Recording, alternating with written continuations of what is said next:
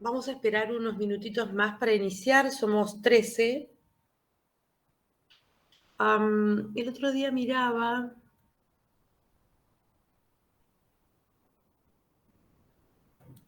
a ver,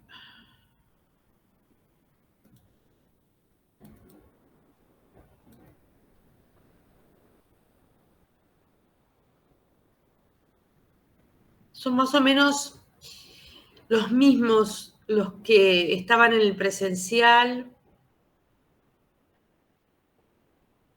Después del parcial se fue achicando el número. De manera que, bueno, ya nos quedan pocas clases. Como les recordaba, nos queda la semana que viene, vamos a trabajar sobre un dominio cognitivo muy interesante que se llama, bueno, es las bases biológicas de la emoción, ¿no? Es decir, vamos a hablar sobre qué sectores del cerebro, mejor dicho, la relación entre las emociones y el cerebro, porque en nuestras clases las emociones, la alegría, el descontento, el mal, el odio, la ira, esas son las emociones básicas, están relacionadas directamente con zonas de nuestro cerebro.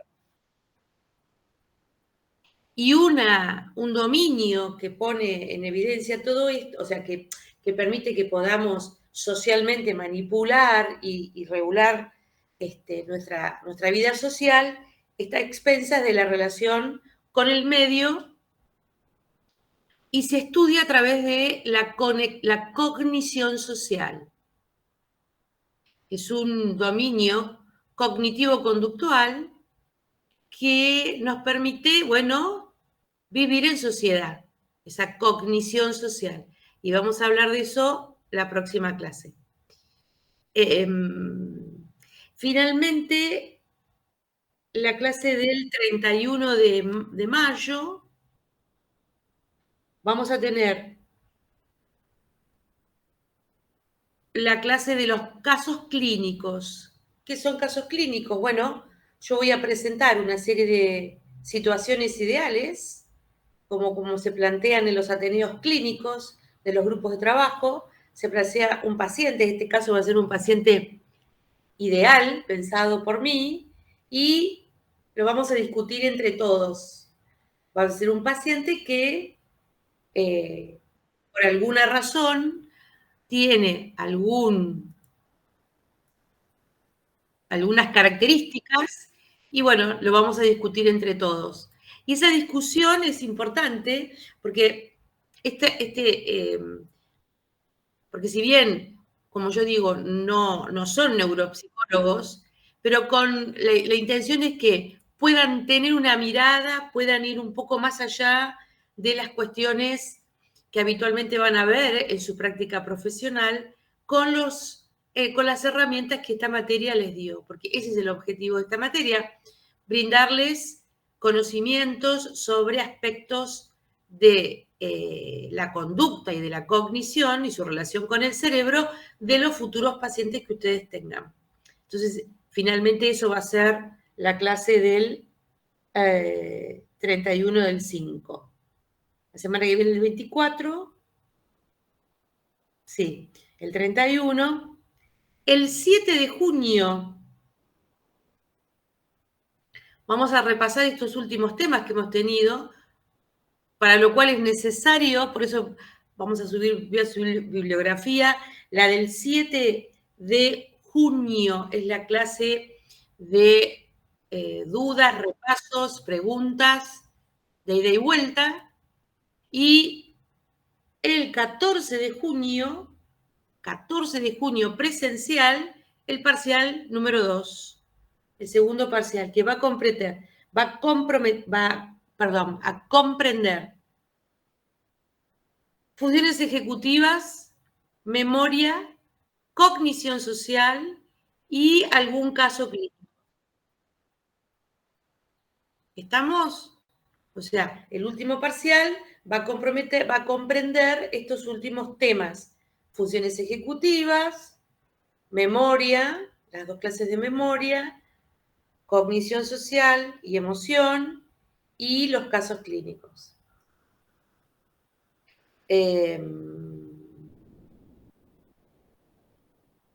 El 14 de junio presencial va a ser el parcial y el siguiente miércoles lo vamos a resolver. Bueno, en el caso de que hubiera recuperatorio, va a ser el mismo 21, eso lo tengo que ver todavía, porque también están los que tienen que recuperar ya, la segunda chance de los que no se presentaron al primer parcial. Eso después lo vamos a ir viendo a medida que nos veamos el 14 y que sigamos las otras clases. Voy a hacer una limpieza de mi lista de los alumnos que no se presentaron al primer parcial y que tienen oportunidad el 21 de junio de recuperarlo. Lo vamos a ir viendo. En principio, al momento actual, todos tienen promovido, todos tienen aprobados y con mejoramientos de notas el primer parcial, ¿ok?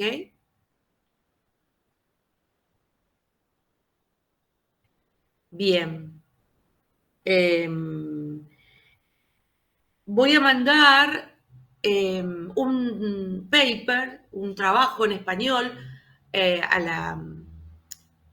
Tuve problemas hoy para entrar no sé, entro mal, al campus, para colgar en el campus el trabajo, el paper que va para estas dos clases de los sistemas, primero la memoria como proceso, cuáles son los procesos mnésicos, y hoy vamos a hablar de los sistemas de memoria, y eso está comprometido hoy me sale la palabra comprometido, está abarcado en un paper que les voy a subir al campus, no bien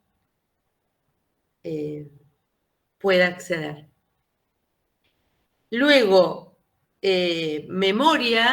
funciones ejecutivas va a estar referido al manual y después tengo que ver dos trabajos más que voy a subir también al campus para la clase del 24 de cognición social. Después alguna información más de lectura complementaria. Bueno, muy bien. Siendo las 8:12, ¿alguna pregunta? Vamos a Hola, empezar con sí, una consulta, profe. ¿Las clases siguientes van a ser virtuales o usted no va a estar cuando va a ser presencial? ¿O nomás va a ser el 14 de junio clase. presencial y las clases anteriores? Las clases van a ser virtuales, como Ah, venimos tomando, salvo la del 16, del 14 del 6, que es la del sí, parcial, que la tenemos que hacer virtual. presencial. Presencial. Está bien. Bueno, Chiquis, gracias. Gracias. estoy avisando, 14 del 6, el parcial es presencial. Esa es la condición. No hemos tenido muchas clases presenciales, pero las de los parciales son insustituibles presenciales, ¿ok?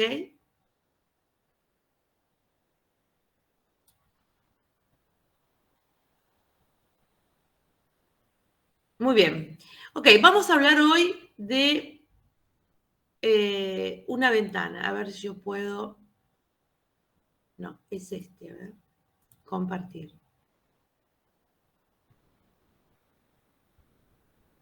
Muy bien, ahí vamos.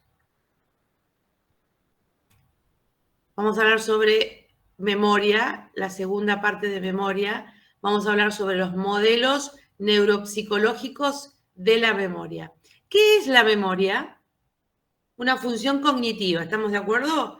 Si yo me pregunto, ¿qué es la memoria? Y me dicen, una función cognitiva. ¿Y qué es una función cognitiva? Esa es una pregunta de examen. Escucho.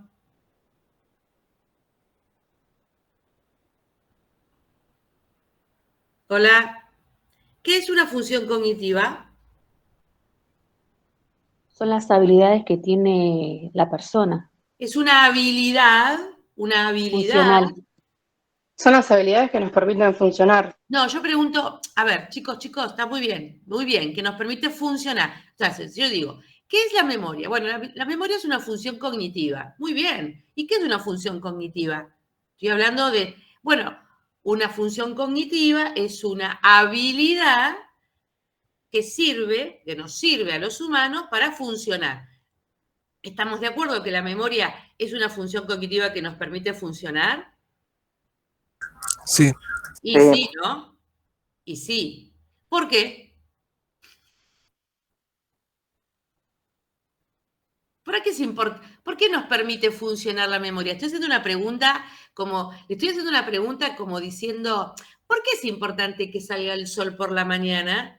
Estoy hablando de eso, ¿no? A ver, escucho. ¿Por qué es importante la función memoria dentro de las funciones cognitivas?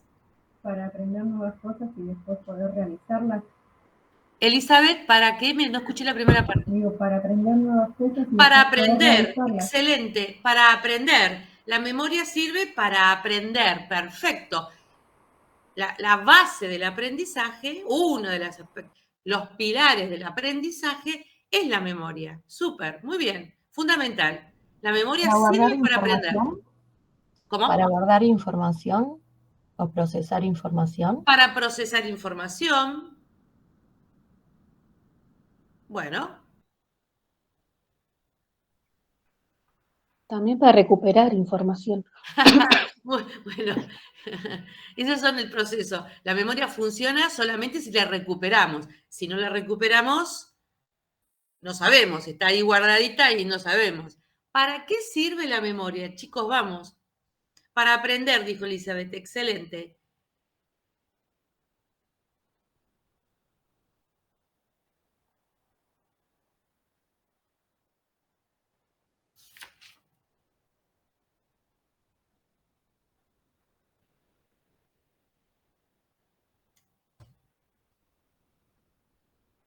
¡Hey! Vamos, escucho.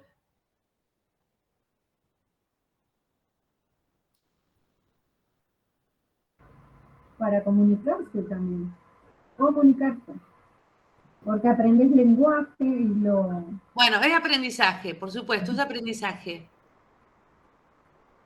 ¿Alguien más quiere entrar? No. para relevar información y guardarla. para guardar información. A ver qué dice acá. Esperen, que voy a...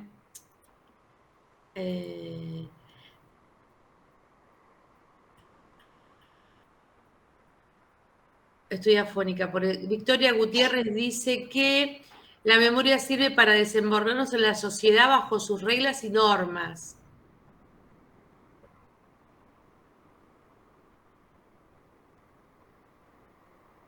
Somos seres sociales. La memoria sirve para saber nuestra historia. La memoria es nuestra historia personal, de nuestra familia, de nuestra comunidad. La memoria forma parte de hacia nuestra identidad, ¿no? Desde un punto de vista filosófico, pero desde un punto de vista práctico, la memoria es una función cognitiva que permite que aprendamos, permite que se puedan resolver situaciones sobre lo aprendido y, bueno, la idea es que cuando uno aprende o incorpora formas de actuar, de pensar, se equivoca, pero como recuerda que estas cosas así no hay que hacerlas, evita o mejora nuestro funcionamiento. ¿Estamos de acuerdo en eso?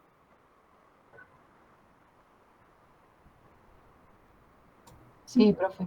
Esa es bueno, básicamente uno asocia siempre como un valor utilitario de la memoria porque es la base del aprendizaje, pero también es nuestra identidad, nos hace pertenecer a un grupo social, cultural. La memoria es cultura también, ¿no? Pero desde el punto de vista neuropsicológico, nosotros hablamos de memoria cuando hablamos de un proceso cognitivo, una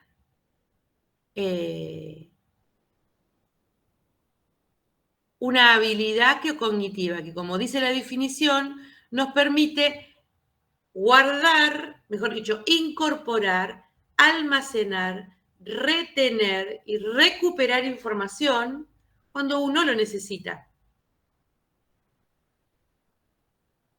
¿Estamos? Eso, porque en esa definición de memoria estamos hablando de un proceso cognitivo, como dijo un alumno. La memoria es entonces un proceso cognitivo. La memoria no es esa analogía de abrir un archivo y sacar un dato, y cierro el archivo y lo guardo. La memoria es un proceso que tiene distintas instancias. ¿Cuál es el primero?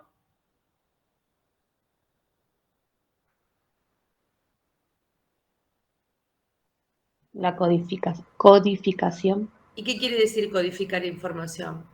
Es cuando llega toda la información. Sí, toda la información nueva que va al hipocampo, donde la almacena hipocampo y después de ahí se traslada a diferentes partes del cerebro. Bien, la incorporación de la información es lo que vivimos durante la vigilia, ¿no? Es la introducción o la llegada de información a los canales receptivos sensoriales y esa es la codificación, el momento de la entrada de los datos a nuestro sistema. Como sujetos somos un sistema para codificarse de alguna manera en lo que sentimos, en lo que escuchamos. Luego, el siguiente.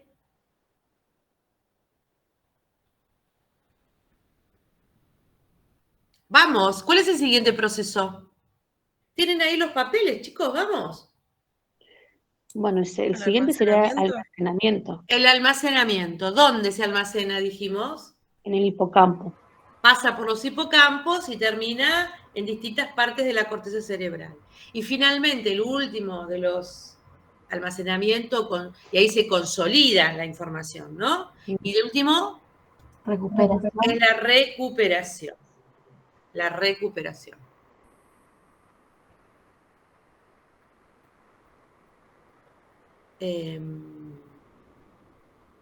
Ok.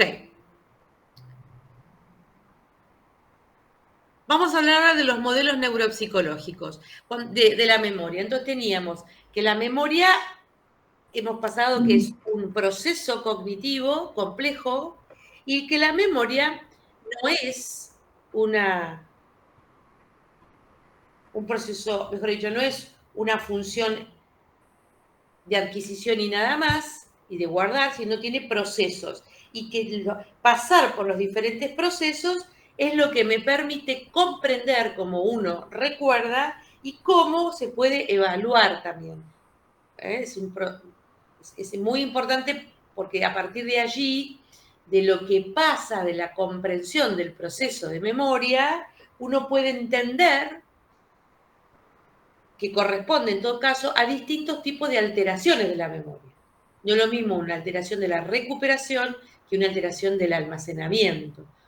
Eso da cuadros totalmente distintos, con pronósticos distintos y con intervenciones desde un lugar de la neuropsicología totalmente diferente. Pero también es importante saber que no tenemos una memoria y que hay subsistemas de memoria. Y acá están enunciados. Los sistemas de memoria hay varias, los podríamos tomar como clasificaciones de la memoria y que tienen que ver con distintos tipos de condiciones. Hay un sistema de memoria de corto plazo, un sistema de memoria de largo plazo, una memoria de trabajo, teniendo en cuenta estos tres sistemas, el tiempo de permanencia del dato en la memoria. Y un sistema de memoria episódica y un sistema de memoria semántica teniendo en cuenta el tipo de información. ¿Se entiende esto, no? Teniendo en cuenta la persistencia, la duración de la memoria para operar, corto plazo, largo plazo, memoria de trabajo, y teniendo en cuenta el tipo de material, el tipo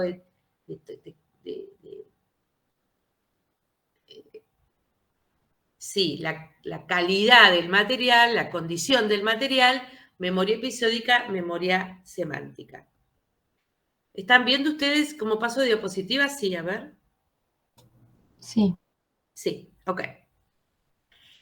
Estos son los sistemas, pero en realidad todo surge a partir de la evidencia científica y de las dicotomías.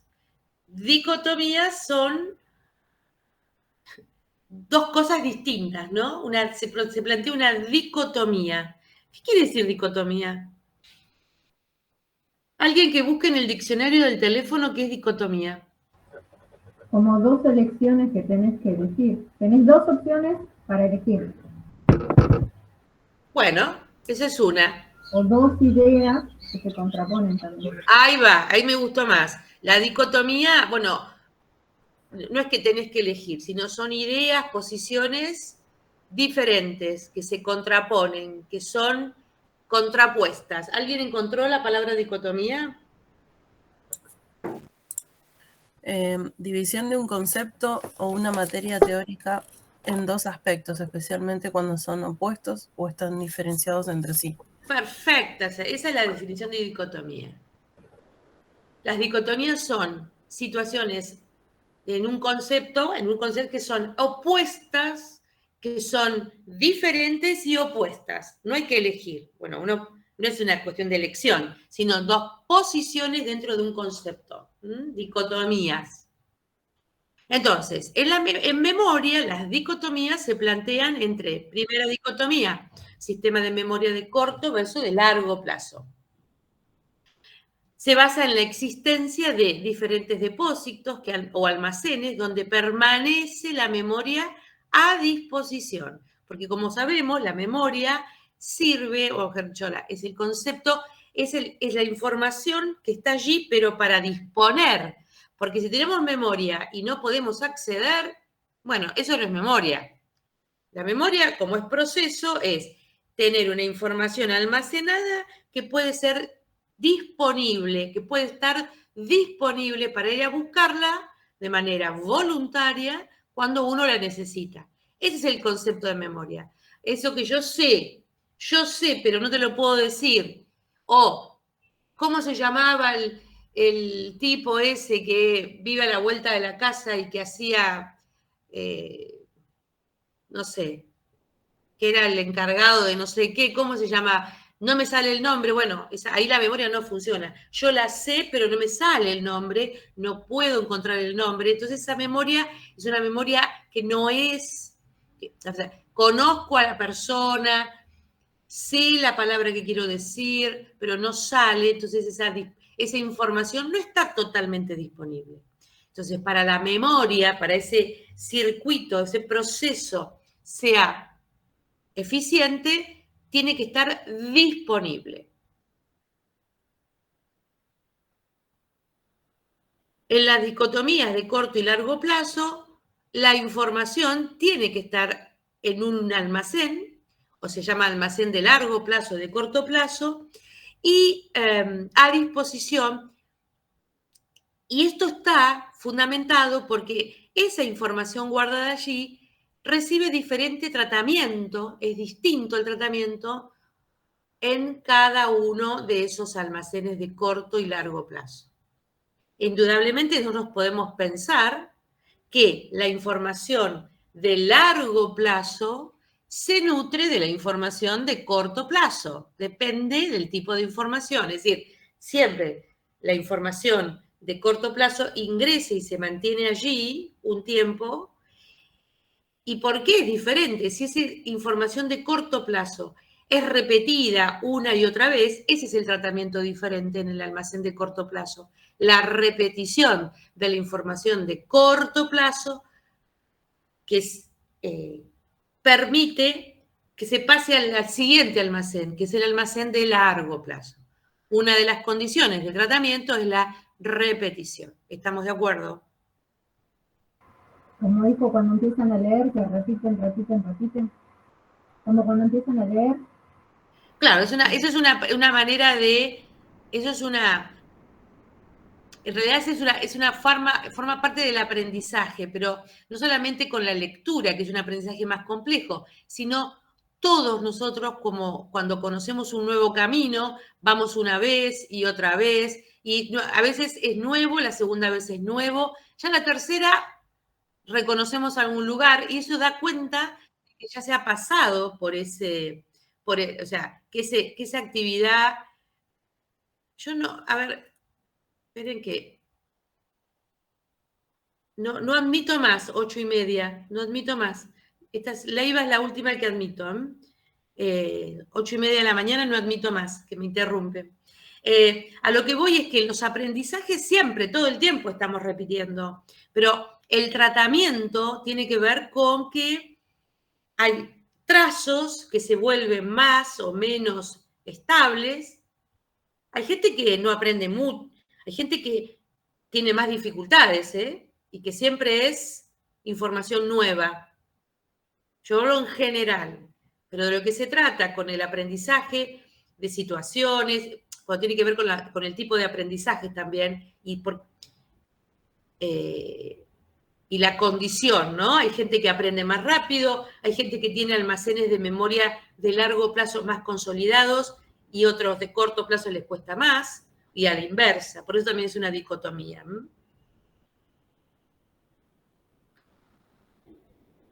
¿De dónde surge esto? De la evidencia de pacientes, la diferencia de memoria de corto y de largo plazo. Miren, en el año 1970, Warrington, un teórico de la memoria, un neurólogo, presenta a un paciente con una lesión cerebral que perturbó el sistema de memoria de corto plazo y preservó el otro. 2 años después, Challis presenta a un paciente con preservación de la memoria de largo plazo y no de corto plazo. Este fenómeno se llama de doble disociación, es el fundamento para asegurar que existen estos dos subsistemas. ¿Estamos de acuerdo? Es decir, si yo tengo un paciente que le pasa esto y tengo otro paciente que le pasa esto otro, esa es la contundente afirmación que los sistemas de memoria, de acuerdo al gradiente temporal, son sistemas independientes. Una de las condiciones típicas para que otra de la evidencia de esto, es algo muy habitual en el envejecimiento. Nosotros sabemos que una condición del envejecimiento normal es la preservación de la memoria de largo plazo con algunas fallas en la memoria de corto plazo. Si yo le pregunto a una persona adulta mayor, normal, ustedes seguramente lo pueden ver, ¿qué comió anoche? ¿Qué hizo el fin de semana? Es probable que tenga problemas para recordarlo, o que tenga que hacer un esfuerzo, o que se pregunte o demore en encontrar la información. Ahora, seguramente esa persona tiene preservado sus historias vitales, cuando fue a la escuela, cuando tuvo su primer trabajo, cuando se compró el auto, cuando se casó, ¿ok? Es decir, toda una serie de informaciones de largo plazo que se mantienen conservadas casi intactas, con dificultades de aprender nuevas cosas, memoria de corto plazo, o de recuperar información de memoria de corto plazo. Por el contrario, las personas que han sufrido algún traumatismo de cráneo, bueno, estamos hablando ya de patología, ¿no? Hay una pérdida de las vivencias, de las historias, del almacén de largo plazo, con una relativa capacidad para incorporar información nueva. Entonces, esa es la dicotomía que justifica, o sea, esta es la evidencia semiológica clínica de la existencia de estos dos subsistemas. Desde un punto de vista, ahora vamos a hablar de distintas clasificaciones. Se habla de sistema de memoria primaria, la memoria de corto plazo. ¿Cuál es la característica de la memoria de corto plazo? Tiene una capacidad limitada de información y por un lapso muy corto. Menos de un minuto. Bueno, eso es más o menos relativo, ¿no? La memoria de corto plazo tiene una condición, sirve para ser utilizada de manera inmediata y está altamente sensible, está interferida por cualquier distracción. Es altamente sensible a la interferencia. Un ejemplo de memoria de corto plazo con estas características.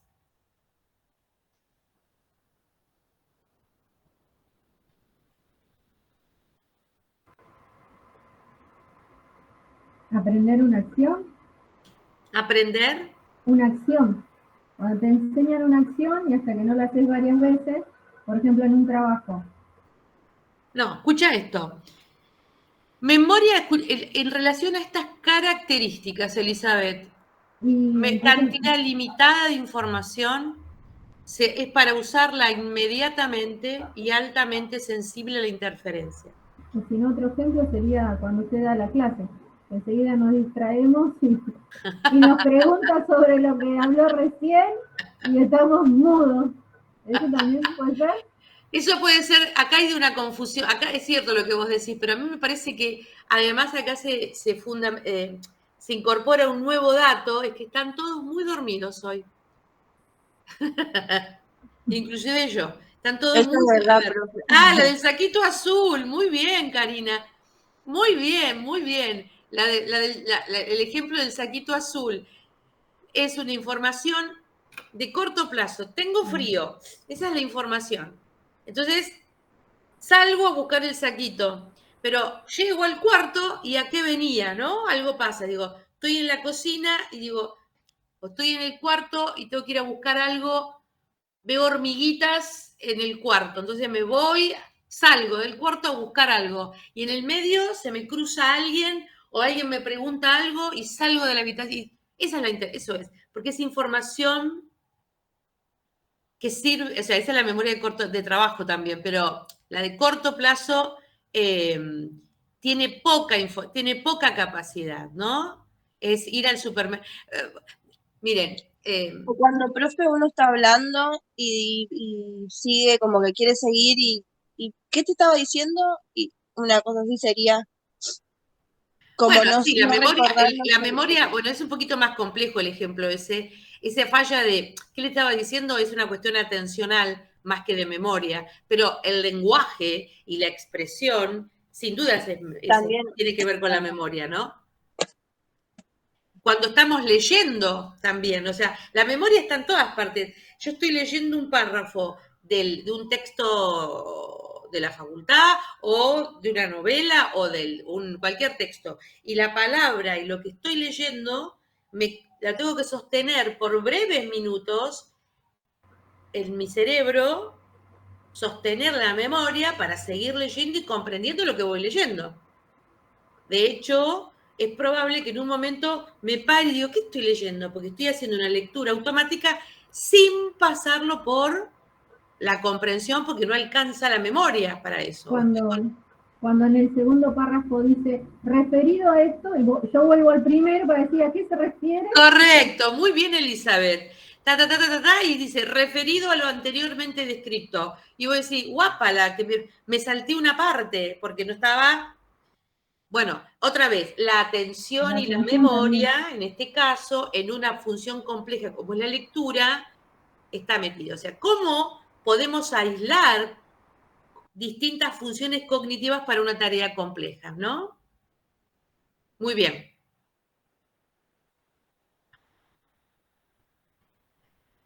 El sistema de memoria de largo plazo, también comprendido de un sistema de memoria secundaria, mantiene la información desde varios minutos a muchos años.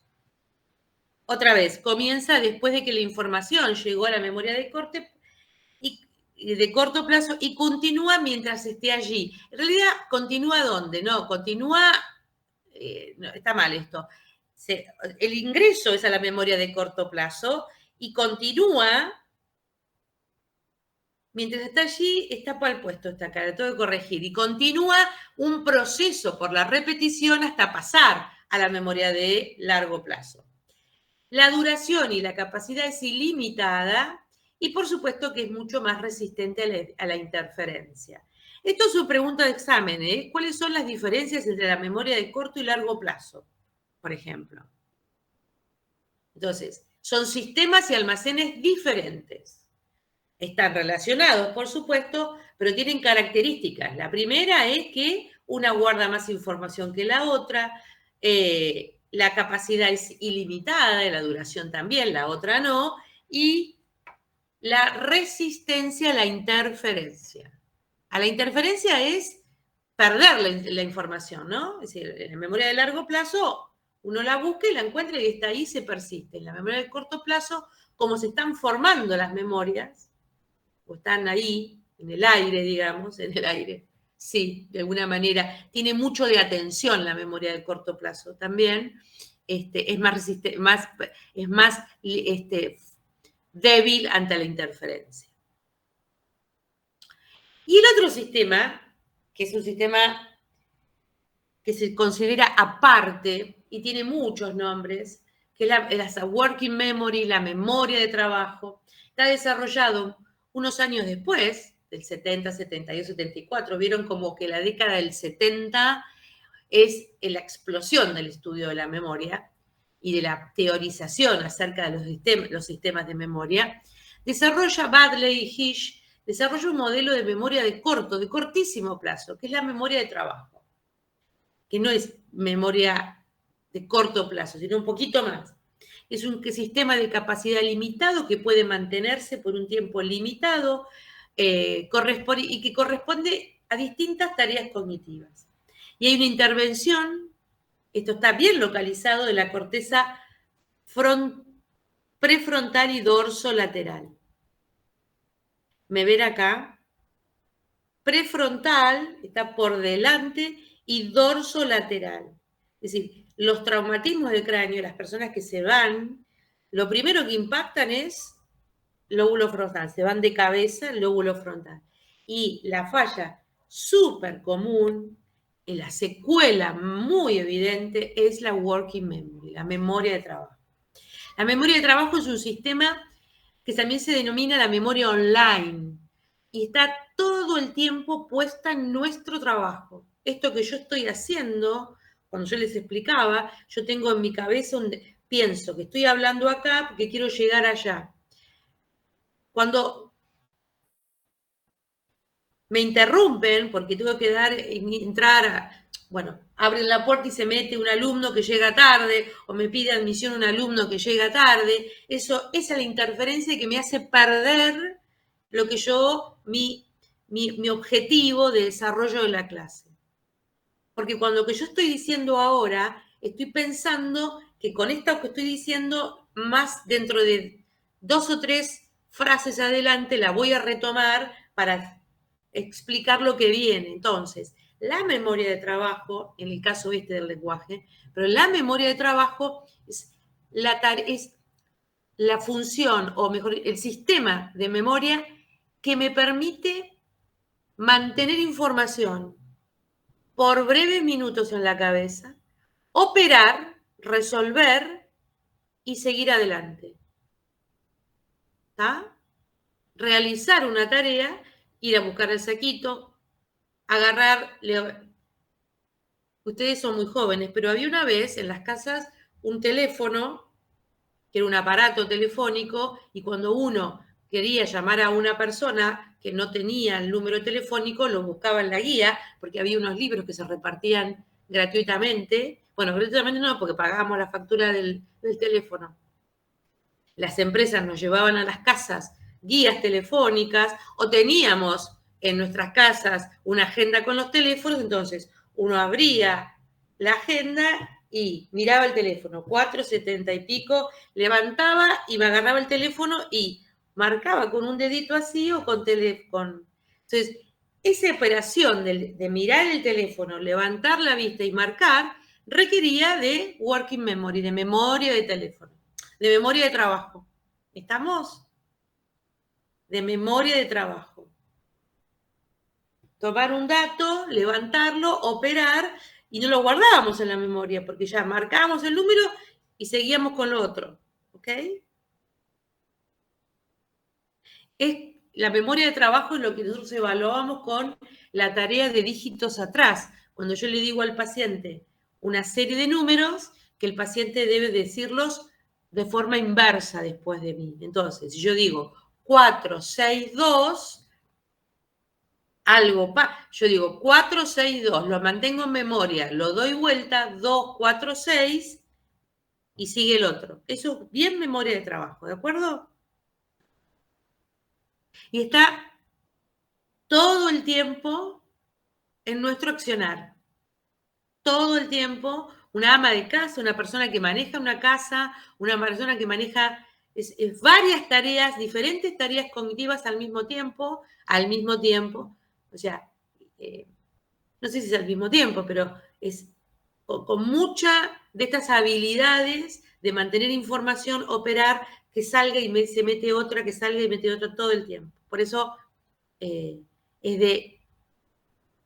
cuando hay una falla de memoria de trabajo, los sujetos están muy comprometidos. Yo siempre cuento los mismos ejemplos, pero es cuando a una paciente, no sé si yo se los conté, que el padre le decía que el que no tiene memoria,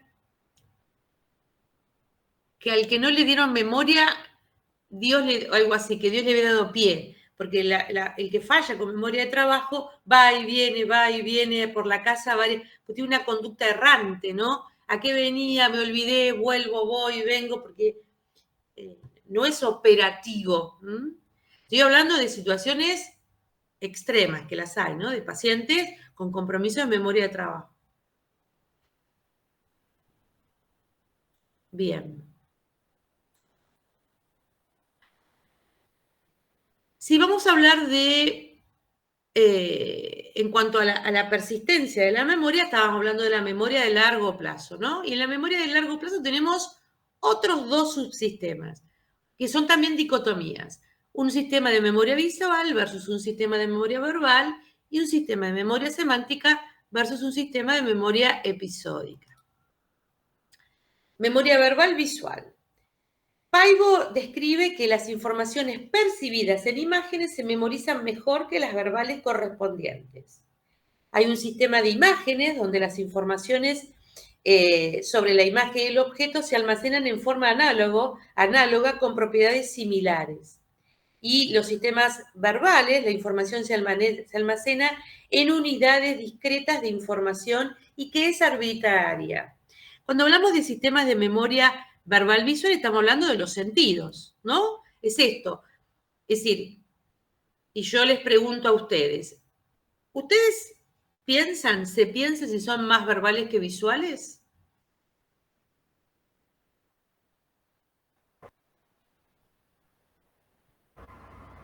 Sí, había una compañera también que decía que recuerda más cuando lo ves. Exacto. Pero cada uno, hay que pensarse, si yo lo que veo lo junto con algo, o lo que escucho, lo que leo, cuando hablamos de verbal, no solamente, lo visual es bien claro, lo que ingresa sensorialmente a través de los ojos, pero lo verbal no solamente es lo que escucho, que es auditivo, sino lo que leo, eso es lo verbal. Por mi caso es visual, profe. ¿Cómo? En mi caso es visual. Sos visual. Bueno, pero eso es si uno puede, yo le pregunto a mis pacientes, ¿usted es más verbal o visual? Y me miran como diciendo, ¿what? ¿Qué? Nunca nadie, o sea, está bueno preguntarse y conocer cuál es su estilo cognitivo para aprender, por ejemplo, ¿no? Es una buena pregunta. Y encontrar y probar si es mejor verbal que visual. Porque eso es una herramienta que uno tiene, ¿no? Es decir, no solamente para estudiar, sino para la vida en general. Saber que uno es más verbal o es más visual. Y tiene que ver no solamente con una condición natural, sino con entrenar esas condiciones también. Se entrenan las habilidades cognitivas, no con un criterio de reeducación o de paciente. Nosotros, quiero decirles esto también, hoy escuchaba también temprano en la radio, los deportistas de alto rendimiento reciben entrenamientos para optimizar sobre la base de la gran información sobre las neurociencias. Los deportistas o las personas que tienen alto rendimiento se entrenan. ¿Cómo no nos vamos a entrenar nosotros? Entonces, esto es posible de ser entrenado, pero primero hay que preguntarlo, saber, conocerme, cuál es mi estilo cognitivo. Por ejemplo, un estilo cognitivo que a mí siempre me llama la atención es aquellas personas que estudian en lugares ruidosos, que se van a estudiar a bares. Yo digo, loco, ¿cómo hacen? En un bar, leer. Bueno, lo vemos, ¿no es cierto? Yo acá en la ciudad de Buenos Aires, o lo pueden ver ustedes, hay gente versus hay otras personas que necesitan el silencio absoluto. Mi hermana, por ejemplo, estudia con música, pone la tele todo lo que da, y yo no, yo tengo que estar sola ahí. Por eso, pero ¿no? ella con música. Bueno, todo lo contrario que todo lo contrario. Y no podría decir, pero ¿qué está haciendo? Bueno, es su estilo. Andás a ver qué es lo que pasa ahí. Lo que sabemos con el teléfono, la música y el libro, eso no es muy eficaz. Ok.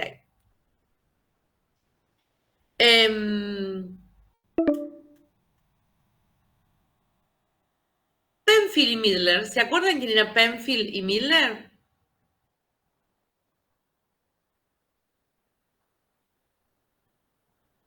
Se va a terminar, volvemos con la... ¿Quieres que las llamadas duren más? No, no quiero más. No. La llamada termina dentro de 10 minutos. Seguimos. ¿Quién era Penfield y Midler? Eran los que Penfield era el del mapeo cerebral. ¿Cómo? Estamos hablando las dos al mismo tiempo. Romina, decime. No, Penfield era el que había determinado el mapeo cerebral. Muy bien, el que lleva el que describe el homúnculo de su nombre, de Penfield. Era el que había operaba a los pacientes despiertos, era cirujano de epilepsia y provocaba esa sensibilidad y determinó un mapa en la corteza de los aspectos sensitivos y motores. Y Midler es la neuropsicóloga que trabajaba con él, que trabajaron y investigaron mucho sobre la epilepsia del lóbulo temporal.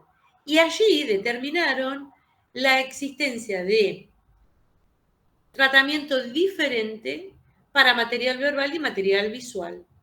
Y eso es lo que yo, al día actual, hago en mi práctica profesional en el hospital El Cruce, que es valorar en las personas con epilepsia del lóbulo temporal cuál es su mejor rendimiento para memoria verbal o memoria no verbal. Porque si hay un mal rendimiento de memoria verbal, pacientes con epilepsia del lóbulo temporal, si tienen una esclerosis, una lesión del hipocampo derecho y tienen una falla de memoria verbal, tienen muy buen pronóstico para controlar su epilepsia. Y lo contrario es lo mismo. El hipocampo izquierdo es el que procesa memoria material verbal. Y esa diferenciación es un dato importantísimo para valorar el pronóstico tanto de la epilepsia como cognitivo en los pacientes que van a ser operados. Esto es un ejemplo de memoria verbal visual, ¿no?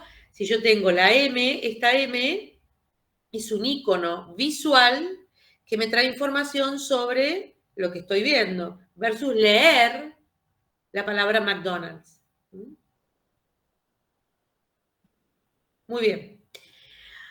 El otro sistema de memoria, los otros dos sistemas son el sistema de memoria semántico y un sistema de memoria episódico. El sistema de memoria episódico es un archivo de los hechos o episodios de la historia individual en el contexto en que sucede, mientras que un sistema de memoria semántico está constituido por las adquisiciones culturales sin referencia personal y donde también aparecen o están allí almacenados los conocimientos lingüísticos y culturales.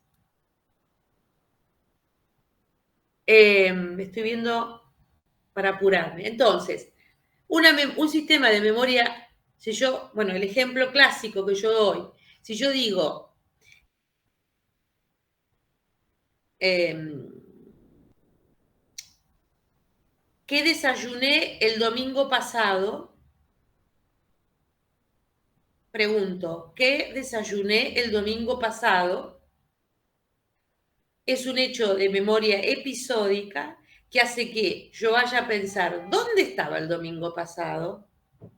En mi casa, estaba en la casa de una amiga donde me quedé a estudiar o a dormir después de que salí, o estaba en la estación de servicio volviendo hago una búsqueda espacio-temporal para ir a buscar el episodio y decir, bueno, desayuné tal cosa, para ir a recuperar ese dato de memoria episódica. Diferente es que si yo pregunto, ¿qué es desayuno? El concepto de desayuno, que es un concepto que se va formando por experiencias a lo largo de la vida y que tiene que ver con las distintas culturas y con las referencias que son almacenadas a lo largo de la experiencia personales, pero también, qué sé yo, cuando miro una película o me cuentan de alguien que que desayuna, no sé, en México desayunan porotos negros con una suerte de poroto negro con panceta, que es una comida importantísima, diferente de nuestra cultura. Entonces, todo eso forma parte del concepto de desayuno y que no tiene referencia personal ni contextual. ¿Se entiende la diferencia de la formación? Son dos sistemas distintos que, adivinen, también se pueden alterar. La evidencia está dada de la existencia de estos dos sistemas porque se alteran de manera independiente. Por ejemplo, hay una demencia, un trastorno progresivo que afecta el concepto de las palabras y mantiene por bastante un tiempo la memoria operativa, la memoria de corto plazo, la memoria episódica, y al revés, el Alzheimer tiene una alteración porque afecta a los hipocampos de las memorias episódicas con un buen mantenimiento de la memoria semántica. ¿Estamos? Nuevamente la evidencia de los pacientes que demuestra la existencia de distintos sistemas. Avanzamos con otro sistema de memoria declarativa y de procedimientos. La memoria declarativa tiene que ver con el saber qué. Almacena información y conocimiento sobre acontecimientos y hechos. Constituye el caudal de conocimientos de una persona. La historia vital se llama declarativa, por eso. Nuestra historia cultural, personal. Bueno, permite expresar pensamientos. Tiene que ver con lo semántico, con las experiencias vividas. Eso es lo declarativo. Y la memoria de procedimientos, que es la de saber cómo. Y acá tengo la diapo, el dibujito, ¿no? Aprender a tocar un instrumento, a bailar, a tener una destreza física, ¿no? Sistema de representación de procedimientos, habilidades y destrezas. Permite el aprendizaje de las conexiones entre los estímulos y las respuestas, es decir, cómo funcionar ante situaciones que requieren ante el estímulo una respuesta y un aprendizaje que hace que uno responda, por eso es de procedimiento, de una manera determinada.